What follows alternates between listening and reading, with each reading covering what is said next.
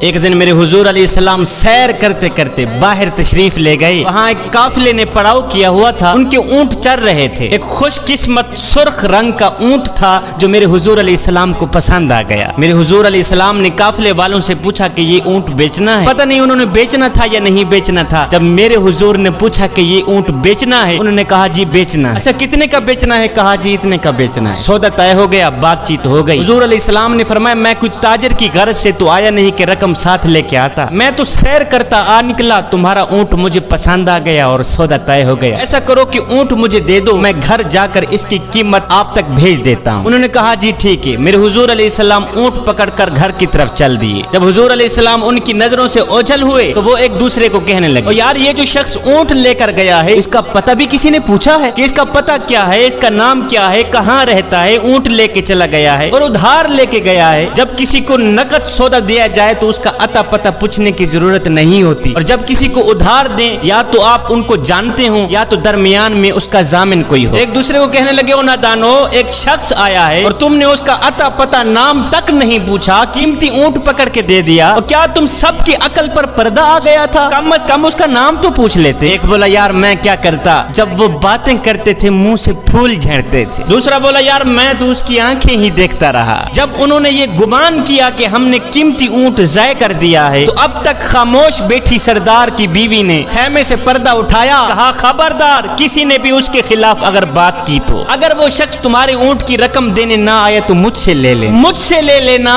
میں اس شخص کی ضامنہ ہوں. انہوں نے کہا اچھا تو اسے جانتی ہے؟ کہا نہیں میں بھی نہیں جانتی. کہا جب جانتی ہی نہیں پھر ضمانت کیسے دے دی؟ کہا جب تم سودا کر رہے تھے تو میں خیمے کے اندر سے دیکھ رہی تھی کہ جس کا چہرہ اتنا خوبصورت ہو وہ جھوٹ بولتا ہی نہیں, وہ دھوکہ دے ہی نہیں سکتا. ابھی تمہارے پیسے آنے والے ہیں. تھوڑی دیر گزری ہی تھی کہ میرے حضور علیہ السلام کے غلام آ گئے پیسے لے کے. کہنے لگے کون ہیں وہ لوگ جس سے ہمارے آقا نے اونٹ خریدا ہے؟ کہا جی ہم لوگ ہیں. صحابہ نے کہا یہ لو تمہاری اونٹ کی رقم, یہ لو تمہارے اونٹ کی قیمت.